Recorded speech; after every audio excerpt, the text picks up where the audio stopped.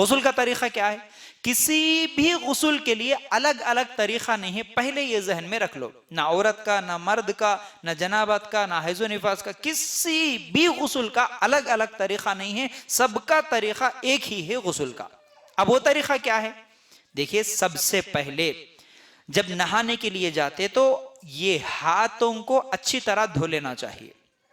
اگر نل ہے یا کسی جگ وغیرہ سے لے رہے، لوٹے سے لے رہے، سب سے پہلے وہ بکیٹ میں ہاتھ ڈالنے سے پہلے، اس پانی میں، جس پانی میں ہم نہاتے ہیں اس میں ہاتھ ڈالنے سے پہلے ہاتھوں کو اچھی طرح صاف کر لینا۔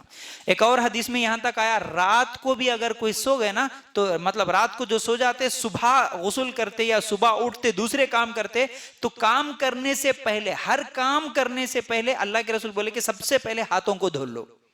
پتہ نہیں رات کو تمہارے یہ ہاتھ کس کس حصے میں لگے، اس لیے اس کو پہلے دھو لینے کا حکم اللہ کے رسول صلی اللہ علیہ وسلم دیے۔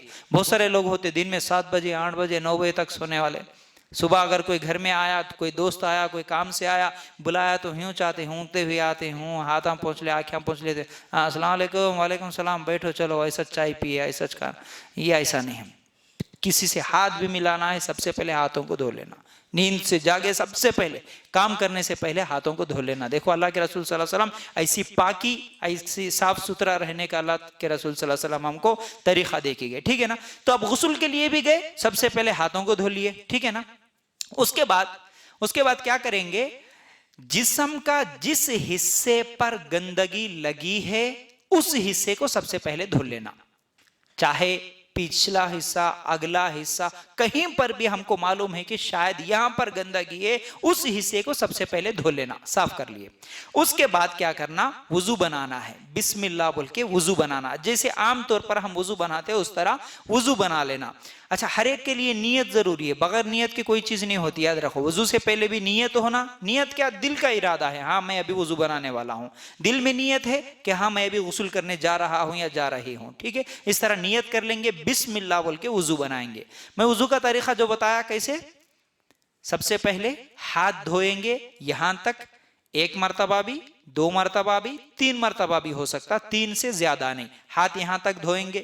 پھر اس کے بعد کلی کریں گے، ٹھیک ہے، 1 2 یا 3 مرتبہ۔ پھر اس کے بعد ناک میں پانی چڑھائیں گے، ناک میں یعنی اندر تک، یہاں تک بھیگنا ناک کا حصہ، ٹھیک ہے، چڑھائے۔ پھر چہرہ دھوئے، پھر بالوں کو، سر کا جو مسح کرتے اس وقت میں ہم پورے بالوں کو بھیگانا ہے۔ اب غسل میں مسح کرنا نہیں ہے، پورے بالوں کو بھیگا دینا ہے۔ بھیگنے کے بعد کیا ہے، یہاں تک ہاتھ وضو کے طریقے سے پورے ہو گئے۔ اب سر کا مسح جہاں پر کر رہے، وہ سر کا مسح کی جگہ بال بھگا دیے، پھر سیدھے طرف سے کیا ہے، اپنے جسم کو بھگائیں گے، پھر بائیں طرف سے اپنے جسم کو بھگا دیں گے۔ اس کے بعد صابن شیمپو جو بھی لگانا ہے لگائیں گے، پھر باہر نکلنے سے پہلے پیر دھو لے کے باہر آ جائیں گے۔ یہ غسل کا طریقہ ہے، ٹھیک ہے۔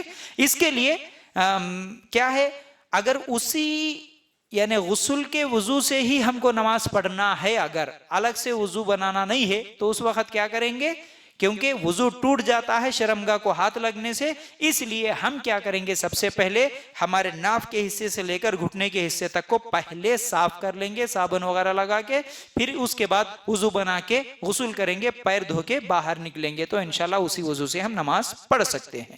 یا دوسرا طریقہ، نماز پڑھنا ہے اسی وضو سے، تو کیا کریں گے، سب سے پہلے پورا جسم بھگا لیں گے، نہا لیں گے، صابن وغیرہ سب لگا دیں گے۔